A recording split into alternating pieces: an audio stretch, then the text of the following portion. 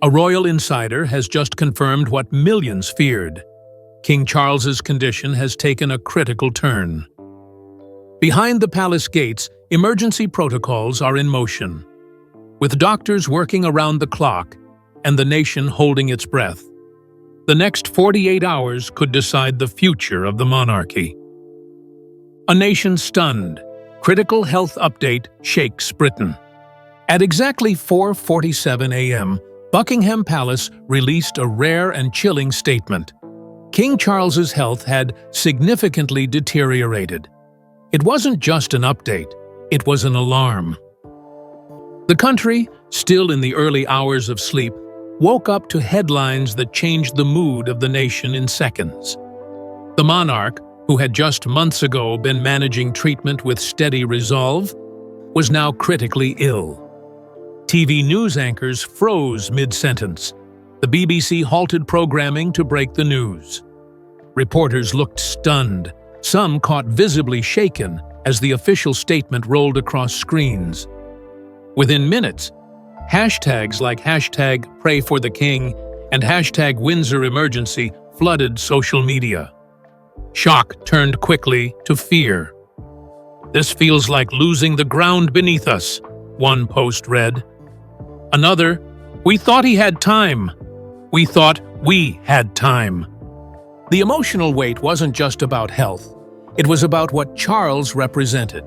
For many, he was a steady hand after the Queen's passing, a new monarch trying to modernize with humility and purpose.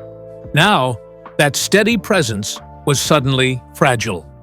This marked the first time in modern royal history that the public was allowed inside a crisis of this scale as it happened. There was no carefully worded buffer, no controlled narrative. The truth was out, and it was urgent. This isn't just about the king, it's about the soul of the monarchy in this moment, one royal commentator said on a live radio. And as the news spread across borders, what had begun as an update became a full-scale emergency. All eyes turned toward Windsor and to the 72 hours that would follow. The 72 hours that changed everything. It began quietly, a routine checkup, the kind the king had undergone multiple times since his cancer diagnosis. But this time, the results were different. Doctors discovered that the cancer had spread rapidly, now affecting multiple organ systems. Within hours, the situation escalated beyond anything the palace had planned for. Specialist teams were summoned. Top oncologists from across Europe were rushed to Windsor. A private consultation lasted deep into the evening. Behind closed doors, a new, far more aggressive treatment plan was set in motion. But time was already slipping. Late that night, Prince William received a direct call. "You need to come. It's serious." He left immediately. According to sources, Charles had been told quietly by his doctors, "The next few days are critical, Your Majesty." And from that moment, the tone inside the palace changed. Guards were repositioned. Family members were contacted. By dawn, Windsor Castle had transformed into a medical command center and a vigil. "No one saw this coming, not like this," a senior royal aide shared anonymously. There was no official statement for the next 24 hours, but the silence only made the stakes clearer. Inside Windsor, the royal family was no longer operating as public figures. They were simply a family, terrified of what the next morning might bring. The next update would confirm what many feared. The king was stable, but his condition was dangerously fragile. The medical emergency inside Windsor's war room. From the outside, Windsor Castle stood still.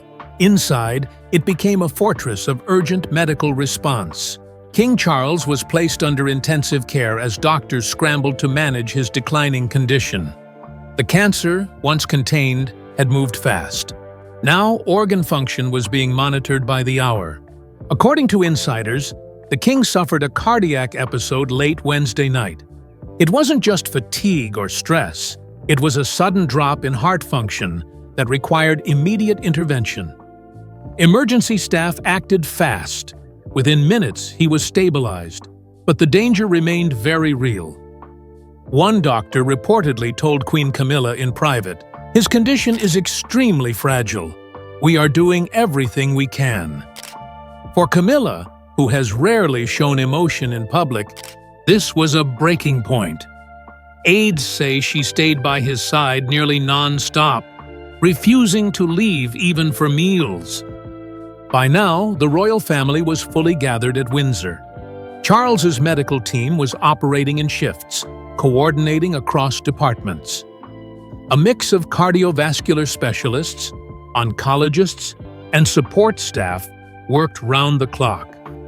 The focus was on stabilizing organ function, managing pain, and buying time. "This isn't about routine treatment anymore. It's about survival," one medical expert told a royal correspondent. The palace remained silent through it all. But the quiet only deepened the sense of gravity. Something irreversible felt near. And then came the call that changed everything for Prince William. The royal family rushes to Windsor. Prince William was still in his study, reviewing updates when the call came through. "You need to come now. He's asking for you." It was 3 a.m. He was still in his suit from earlier that night. Catherine found him staring into the dark, silent. Within minutes, the Wales family was in a convoy speeding through empty London streets. At Adelaide Cottage, their children, George, Charlotte, and Louis, were woken gently. George, now old enough to understand, was quiet. "Is Grandpa going to be okay?" he asked. No one could answer. The family arrived at Windsor before sunrise. No cameras, no announcements, just a quiet entrance through the rear gate. The atmosphere was heavy with tension. The king's grandchildren visited in brief shifts. Aides say Charles smiled faintly when he saw them. "They brought light into a very dark moment," a senior staffer shared. This wasn't just protocol. It was personal. And for William, walking those halls didn't feel like duty. It felt like goodbye. The next moments behind closed doors would change everything. Father and son, heir and king, and a conversation no one wanted to have. A father and son. The conversation behind closed doors. Prince William entered his father's private room just after sunrise. King Charles was awake, pale, thinner but conscious. For a moment, there were no royal titles, no weight of the crown. Just a father and son. Charles reached out and gripped William's hand. "Whatever happens," he whispered, "you're ready. I believe in you." That sentence cut through every layer of royal formality. William, who had spent his life preparing for the future, suddenly saw it rushing toward him far too soon. Sources say there were no cameras, no speeches, just a deeply emotional exchange, a quiet mix of love, grief, and responsibility. Prince George was later brought in briefly. According to one aide, he leaned in close to his grandfather and said simply, "We're all rooting for you." Charles spoke about service, about the meaning of sacrifice. He told William not to fear the moment, but to lead with heart. "What you give the people," he said, "comes back to you tenfold." It was the kind of talk no one wants to have, but one you never forget, a palace insider said. That moment didn't signal the end, but it did mark a shift, from treatment to transition, from denial to preparation. And as William stepped out of the room, the palace prepared to speak again. Medical insight. What Charles is actually fighting. Behind the royal walls, What King Charles is facing is far more complex than a single diagnosis. Sources close to the palace have confirmed the cancer has moved beyond its original area. It's now affecting multiple organs, including the liver, lungs, and possibly the kidneys. This isn't routine care anymore. It's a full-scale medical emergency. Specialists were flown in within hours of the crisis deepening. These are the top consultants in oncology, cardiology, and internal medicine, handpicked from across Europe. Their combined approach involves intensive chemotherapy, organ stabilization, and cardiac support. Every detail of the king's treatment is being monitored in real time, not just for health, but for constitutional readiness. At 76 years old, King Charles is physically and mentally strong, but age is a factor. The body doesn't recover the way it used to, one royal doctor reportedly told Camilla. But his will to fight is extraordinary. Family presence has become a critical piece of the healing strategy. Experts say emotional support can dramatically affect outcomes. That's why the palace has allowed private visits, even as medical protocols remain strict. Charles's grandchildren, George, Charlotte, and Louis, have been seen arriving quietly, escorted by aides, bringing drawings, whispered prayers, and laughter into a heavy atmosphere. He smiled when George walked in, a nurse shared. It changed the whole energy of the room. There is no guarantee yet, just a cautious hope. But as the medical team works hour by hour, the question of recovery collides with another reality. What happens if he cannot return? Prince William's silent burden, preparing for the unthinkable. Inside the stone halls of Windsor Castle, the future is being quietly discussed, not in headlines or ceremonies, but behind closed doors, where Prince William now faces decisions no son ever wants to consider. Constitutional advisors have placed thick binders in front of him. They're filled with procedures, emergency steps, instructions for a moment the country hopes will never arrive. One aide said the tone in those rooms has changed. "We're no longer operating on tradition alone," he admitted. "We're preparing for what happens if the king cannot continue." The legal terms are formal, almost sterile: regency, incapacity clauses, succession timelines. But to William, every word reads like a countdown. There has been no formal announcement of a transfer of power. Charles remains king. There is no regent. No shift has been made. But everyone behind the scenes understands. The line of responsibility has already begun to lean forward. And yet, William is not acting like a man reaching for a throne. Those closest to him say he's doing the opposite.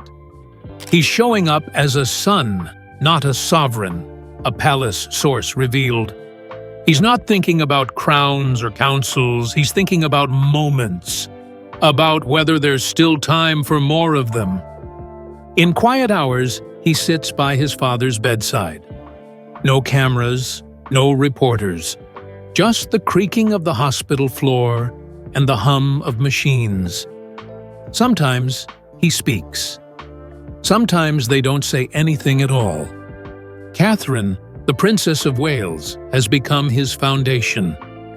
Aides say she's been remarkable, organizing the children's schedules, keeping communication flowing, shielding William from distractions when he's barely holding it together. "She's the calm in the middle of the storm," one insider said. At home, the children have been told enough to understand the weight of what's happening. George, now old enough to grasp royal significance, has asked difficult, direct questions. "Is Grandpa going to die?"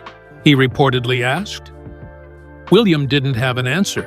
He just sat beside him, silent, and held his hand. The visits are short, emotional, but necessary. The king perks up when he sees them, and for a few minutes, The royal formality fades away, leaving only a grandfather and the grandchildren who adore him. Yet, every time William leaves that hospital room, he's met with the other version of his reality: preparation, meetings with legal teams, discussions with parliament liaisons, a quiet review of how to lead if things take a sudden turn. "He's walking a tightrope," said a former courtier. "One foot in grief, the other in duty. And there's no safety net beneath him." Still, William hasn't spoken publicly. There are no statements, no appearances, just a quiet presence, a man pulled between two roles, future king and current son. As the kingdom watches and waits, William carries the weight of a nation on his shoulders and the heartbreak of a son in his chest. A monarch's humanity, the Charles you haven't seen. For most of his life, King Charles was seen through a single lens, as the heir, the prince, the man waiting in the wings. To many, he was defined by duty. Ribbons cut, hands shaken, trees planted, words read from parchment. A symbol, a steady presence. But now, as he faces the greatest personal battle of his life, a different image is emerging, one the world rarely saw. Gone are the military uniforms and formal sashes. In their place, a thin hospital gown, an IV line, and a small note from one of his grandchildren taped quietly to the wall behind his bed, written in colored pencil and ending with a heart. The crown has been set down, the weight of it replaced by something even heavier: fragility, humanity. Those inside Windsor say the change in tone is almost impossible to describe. "He doesn't speak like a monarch right now," one aide whispered. "He speaks like a man trying to make peace with time." Behind the doors of his private room, Charles has asked for the windows to stay open, even in the cold. A small habit he's always kept. He likes to hear birds in the morning. Nature, he said, reminds him of God. That love of the environment, once mocked as eccentric, and is now being remembered with reverence. "He was decades ahead of the world," said a royal biographer. "When people laughed at organic farming and solar panels, he kept going. He never needed applause." Those close to him say that, even now, Charles still speaks softly about legacy, but not in royal terms. He doesn't ask how history will judge his reign. He asks whether the next generation will have clean air to breathe, safe homes to raise families in, and a society still rooted in compassion. He's spoken to William several times, not about the throne, but about fatherhood, about what it means to lead with humility, not just ceremony. One staff member recalled hearing Charles say, "We serve because it is right, not because it is required." In those conversations, he has emphasized kindness over command, character over control. "The crown," he told William quietly, "isn't a prize to wear. It's a responsibility to carry. And there's tenderness, too." Camilla has remained at his side, often reading aloud from favorite books. Charles, sometimes too tired to speak, simply reaches for her hand. In those moments, the royal titles fall away. They are just husband and wife, man and woman, holding on. In this fragile moment, what's rising to the surface is not power, but peace, not titles, but truth. "Crowns are heavy," he once said to William, "but love makes them lighter." Now, as the country watches and waits, that sentiment carries new weight. Because what remains in the quiet hum of a hospital room is not just the king, but the man behind it all. The world watches. National and global support floods in. Outside the walls of Windsor Castle and Buckingham Palace, something quiet but powerful is unfolding. As the king's condition remains critical inside, thousands of people have gathered in the cold morning air, some clutching flowers, others just standing in silence. There's no music, no speeches, no ceremony, just presence, a shared moment in history. It's more than formality. For many, this feels deeply personal. "He's been part of our lives since we were children," said one woman near the Victoria Memorial. "I never thought I'd be here like this, but I couldn't stay away. It feels like standing by a father." The palace gates are now covered in color. Bouquets of white lilies, red roses, daffodils. Letters written in shaky cursive, crayon drawings from school children. One reads simply, "Please get better, we're not ready to say goodbye." Candlelight vigils have begun forming organically. In Edinburgh, Cardiff, Belfast, people have come together in churches, parks, and public squares, some kneeling, others holding hands. Online, the surge has been just as overwhelming.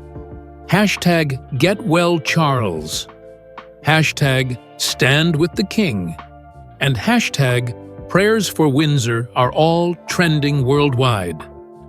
Videos of past Charles speeches on climate, community, and duty are being reshared across TikTok and Instagram.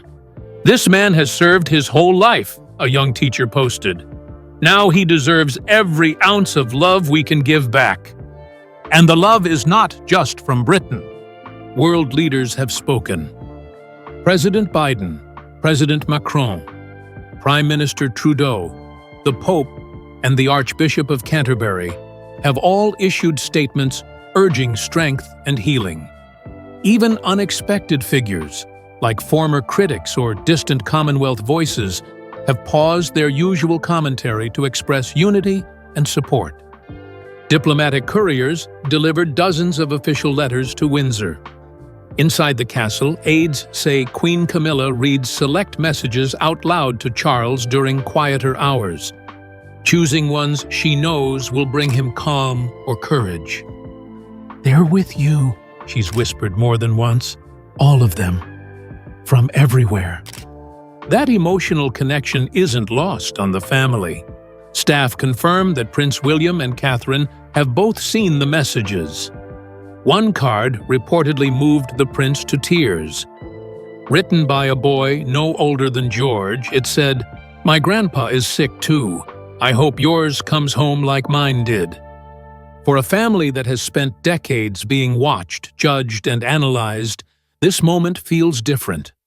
The public isn't just observing anymore. They're standing with them. And yet, inside Windsor, the stillness remains. Doctors continue to monitor. Family members wait. The atmosphere is solemn, not panicked. Focused, not frenzied.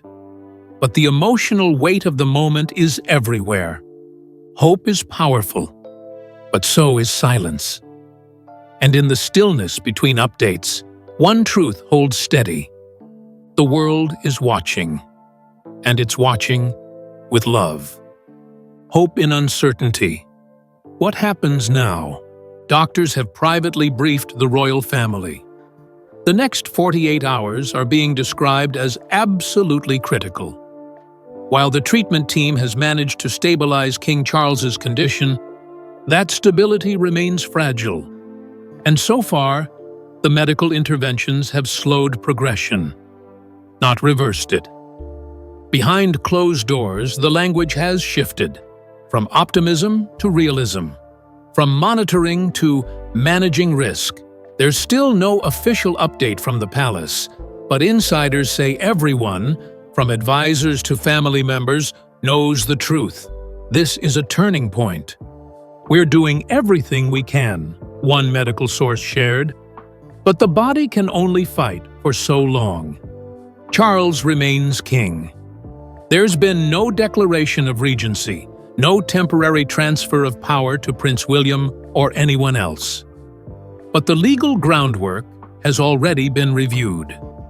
Royal constitutional advisors have reportedly updated documents that hadn't been touched in over a decade. In the event the king becomes incapacitated for a prolonged period, emergency procedures are in place. But, for now, that remains in the background. The focus isn't on succession, it's on survival. Prince William hasn't left Windsor. His entire calendar has been cleared. Sources say his official responsibilities have been paused, and he's on round-the-clock standby. The phone never leaves his side. His meetings now take place quietly in private rooms near his father's bedside. Catherine, ever composed, is running the home front. While she's been seen only briefly, insiders say she's managing emotional support for their children, liaising with aides, and providing strength to William during what may be the hardest period of his life. The children, George, Charlotte, and Louis, are being shielded from the media storm, but they know. George, especially, is said to understand what's happening. Family members have explained the situation with care, balancing honesty with reassurance. He's visited his grandfather at least twice this week, bringing with him handmade cards and quiet strength that has reportedly moved the king to tears. It's not about duties anymore, one senior staff member admitted. It's about family. It's about time. Across the UK and beyond, millions are waiting in silence. There are no speeches, no grand announcements, just a nation and a world holding its breath. Hospital rooms, cathedral steps, suburban living rooms, mobile phones at train stations, all echo with the same quiet plea. Let him pull through. And through it all, the palace remains silent but steady. No distractions, no commentary. Just the understanding that some moments are too big for protocol. For now, we just wait and pray, whispered one palace aide as she lit a candle inside the Chapel Royal. This is not the end, but it may be the edge of it. The monarchy is paused. The country is paused. Not because of uncertainty in leadership, but because of deep affection for the man wearing the crown. And so, the next chapter stays unwritten. All eyes are on the hours ahead. Let him heal. Let him stay. For now, that's all anyone, royal or not, can ask. As Charles fights one of the hardest battles of his life, Britain stands united, not just in loyalty to a king, but in hope for a father, grandfather, and leader. The world is watching. The family is waiting. And the monarchy now faces a moment that could change everything.